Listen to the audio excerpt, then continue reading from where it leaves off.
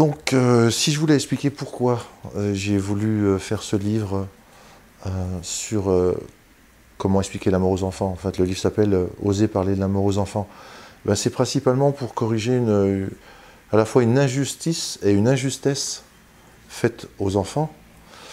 Alors, injustesse parce qu'on leur raconte des choses fausses sur la mort, c'est-à-dire des choses issues du modèle matérialiste, qui est un modèle qui n'a rien à dire sur la conscience, la persistance de la conscience, parce qu'il est incapable de l'étudier et il n'est pas du tout intéressé pour l'étudier en plus. Le nouveau paradigme dont on parle beaucoup, celui de la physique quantique, qui met la conscience à la première place. La conscience est avant l'énergie et avant la matière, c'est elle qui préfigure, préforme, informe, dirige la construction de la matière. Elle a beaucoup plus de choses à dire d'intéressantes sur la conscience. Et ce qui est important de savoir, c'est que maintenant, ces 40 dernières années de recherche sur ce que j'appelle les expériences périmortelles, c'est-à-dire juste avant de mourir, pendant la mort, les fameuses expériences de mort imminente, après la mort, les expériences de contact avec les défunts, testées en laboratoire, etc. Ben, tous ces travaux convergent pour dire que la conscience, effectivement, existe indépendamment de la matière, indépendamment du corps, indépendamment du cerveau, et que donc quand le cerveau meurt, quand le corps meurt, la conscience, elle, continue à vivre, et même à vivre de manière plus intense, plus lucide, avec des capacités non locales, c'est-à-dire capacité à se déplacer à distance, à agir sur d'autres consciences, à faire des rétrocognitions ou des précognitions, c'est-à-dire à voir en avant ou en arrière dans le temps. Typiquement, les gens qui font des expériences de mort imminente avec leur conscience sont capables de voir à 360 degrés. Les aveugles de naissance peuvent voir, ils peuvent zoomer, focaliser, peuvent voir ce qui se passe dans la pièce d'à côté, alors que le cœur, le cerveau, les poumons ne fonctionnent plus, la personne est en état de mort clinique. Enfin bref, il y a une injustesse qui est faite parce qu'on continue à leur dire aux enfants, on ne sait pas ce qui va se passer après la mort, probablement le corps est rongé par les vers, se dissout, sert à nourrir les fleurs, les arbres, etc. Puis après, il ne reste plus que des bons souvenirs. Puis les gens sur Terre, ils ont laissé des œuvres, des enfants, des livres, je ne sais pas trop quoi, des bons souvenirs. Mais c'est tout ce qui reste. Et c'est la vie, et c'est comme ça, et c'est par cycle, et tout ce qui meurt, tout ce qui naît, pardon, doit mourir un jour, etc. En fait, on leur donne une sorte de vision simplifiée et fausse. Et l'inconvénient de cette vision, de ne pas dire aux enfants qu'il y a vraiment une âme qui persiste, et que cette âme-là, elle est capable de contacter parfois les vivants, ou quand les vivants meurent à leur tour, elle est capable de les accueillir, de les accompagner dans la transition avec l'au-delà, ou elle a un autre travail à faire après, une fois qu'elle est pu incarner sur un plan physique. Il y a même des sortes d'écoles pour l'âme, enfin il y a plein de choses qui ont été décrites de manière très convergente là aussi, de différentes sources, mais qui racontent la même chose. Donc, si on donne aux enfants la notion que non, c'est fini une bonne fois pour toutes, pourquoi on vit puisqu'on doit mourir, souvent les enfants ils se posent la question. Alors dans le modèle matérialiste, on ne sait pas bien quoi leur répondre. Bon, on vit, il faut se faire plaisir, il faut en profiter. De toute façon, t'as qu'une vie, de toute façon, il n'y a rien après. Donc ça leur donne au mieux une sorte de philosophie hédoniste. Profitons-en, mais certainement pas une éthique, une morale, et puis un sens de l'importance de la vie terrestre pour réaliser des desseins, des EINS, pardon, des desseins, des buts assez élevés au niveau de la spiritualité. Et qu'on est là d'abord, et ça les expériences périmortelles d'après, on est d'abord pour apprendre à s'aimer soi-même et à aimer les autres, et que c'est beaucoup plus important que qu'est-ce qu'on a réussi matériellement, est-ce qu'on a une grosse voiture, une belle maison, etc. On a fait plaisir à tout le monde, à papa, maman, en remplissant bien les moules sociaux, un bon métier, une bonne paye. Voilà. Donc c'est important aussi pour que les enfants aient un sens de la vie, un sens qui ne soit pas aussi absurde que prescrit par le modèle matérialiste. Parce que c'est vrai que s'il n'y a rien après, si tout ce qu'on a aimé, tout ce qu'on a appris ne sert plus à rien, déjà c'est faux. En plus c'est assez profondément démotivant. Enfin, je trouve, pour les enfants. Donc c'est une injustesse, pardon, parce qu'on ne leur dit pas les vraies choses. Et on leur dit des choses qui sont inquiétantes en plus, parce qu'ils ont du mal à se rendre compte de cette fin de vie, où il n'y a plus rien. C'est quoi le néant? Je ne saurais même pas que ça existe, puisque je ne serais plus là pour le penser. Donc, ça leur pose des tas de fausses questions philosophiques et de tas de fausses angoisses existentielles. Alors que quand on sait que la conscience persiste et elle a un but, elle s'affine au fur et à mesure de son évolution, et tout ce qu'on fait a une répercussion sur soi, sur les autres, parce que toutes les consciences sont liées, ça c'est aussi le modèle de la physique quantique. Donc tout ce qu'on fait comme une pierre dans l'eau qui donne des différents cercles concentriques a une répercussion sur tout ce qui est autour de nous. Donc chaque geste devrait presque être empreint d'amour ou de sens du sacré, dans l'absolu bien sûr. On est loin tous de le réaliser ça sur Terre. Bref, donc c'est une injustice, on ne leur donne pas le bon modèle pour bien se situer dans la vie. Et c'est une injustice, pourquoi?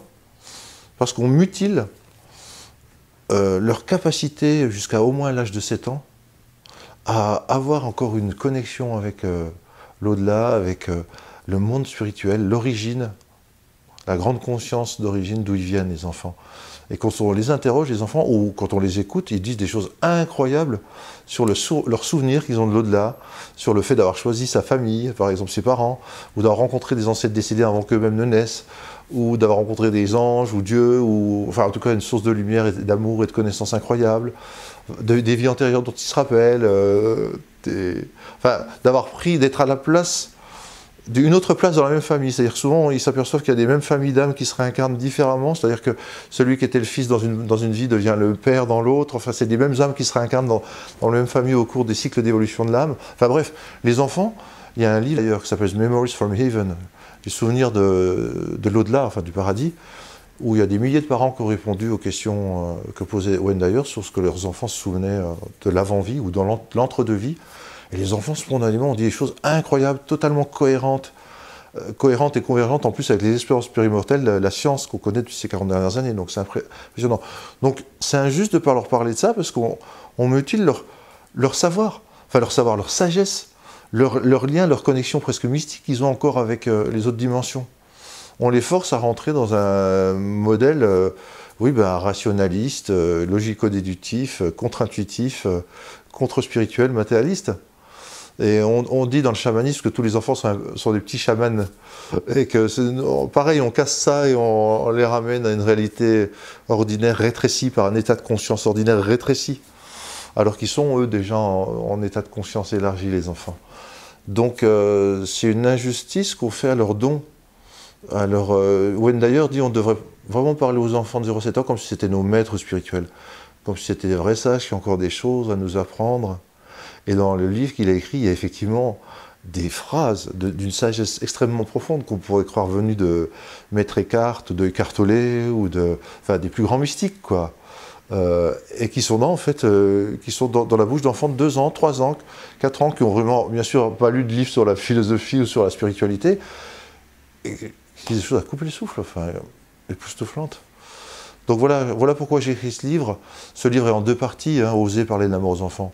D'une part, il y a voilà les questions les plus fréquentes que posent les enfants sur la mort. Et voilà comment, en fonction de ce modèle-là dont je viens de parler, de la conscience indépendante du cerveau, qui survit à la mort du cerveau, qui a une destinée, enfin qui a un travail à faire, voilà comment on peut leur répondre très simplement. Et dans la 2e partie, il y a des annexes, en fait c'est la moitié du livre, dans lequel je fais une synthèse de tous les faits cliniques et de recherche qui ont été faits ces 40 dernières années pour appuyer le modèle de la conscience indépendante du cerveau. Donc comme ça, les parents, ils n'auront pas l'impression de dire n'importe quoi à leurs enfants, ou un nouveau conte de fées moderne, un nouveau mythe scientifique, ou un truc new ageoïde, pas sérieux. Non, pas du tout. Ce que vous allez dire aux enfants, les réponses que vous leur donnez, non seulement elles sont pleines d'espoir, porteuses de sens, et en plus, elles sont validées scientifiquement. Donc n'hésitez pas, quoi, à changer votre attitude. Comme ça, en plus, les parents n'ont pas peur de parler de la mort, parce qu'avec ce nouveau modèle, mais la mort, mais c'est encore plus de vie. On peut même se demander s'il y a une vie avant la mort. Souvent on pose la question inverse, y a-t-il une vie après la mort?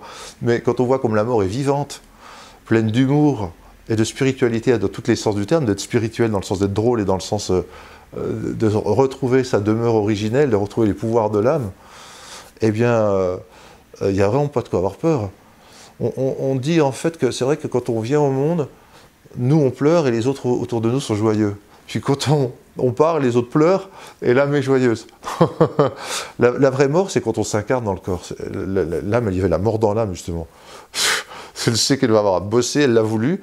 Il y a beaucoup de travaux aussi qui montrent que dans l'entre-deux-vie, l'âme accepte de se réincarner et accepte d'aller au charbon, quoi, de vivre des choses pas faciles qu'elle ne vivrait pas si elle était restée dans la lumière. Et donc c'est très courageux de la part de l'âme de venir ici.